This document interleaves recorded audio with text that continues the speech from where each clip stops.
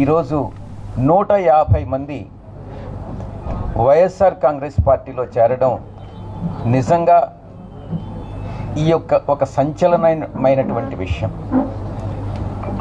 4 దశాబ్దాల కృషి ఒక పార్టీలో వదులుకొని ఈరోజు వైఎస్ఆర్ కాంగ్రెస్ పార్టీకి వస్తున్నారు అని అంటే వైఎస్ఆర్ కాంగ్రెస్ పార్టీ 5 సంవత్సరాల ఇచ్చినటువంటి సుపరిపాలన, అమలు చేసినటువంటి లబ్ధి సంక్షేమ పథకాలు, చూపించినటువంటి అభివృద్ధి, వీటన్నిటికీ ఆకర్షితులై ఈరోజు వీరందరూ కూడా పార్టీలో చేరడం జరిగింది.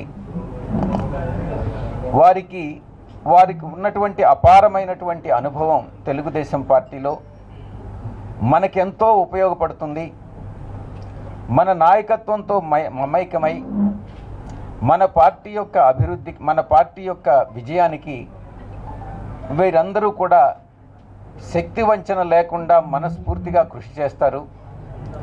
ఇది ఒక ఆరంభం మాత్రమే. విక్రమ్ రెడ్డి గారు చెప్పినట్లుగా రాబోయేటటువంటి కాలంలో చంద్రబాబు నాయుడు గారి ఆ యొక్క భ్రాంతిలో ఉన్నటువంటి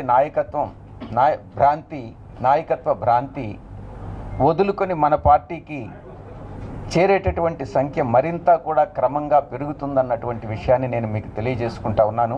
ప్రతి ఒక్క పార్టీతో సిద్ధాంతం అన్నటువంటిది లేకుండా, విధి విధానాలు అన్నటువంటివి లేకుండా, రాజకీయమే పరమావధిగా, అధికారమే పరమావధిగా నడుచుకుంటున్నటువంటి తెలుగుదేశం పార్టీని వీడి ఈరోజు వస్తున్నారు అని అంటే ఇది చంద్రబాబు నాయుడు గారు గుర్తించాల్సినటువంటి విషయం, అవమానకరమైనటువంటి విషయం.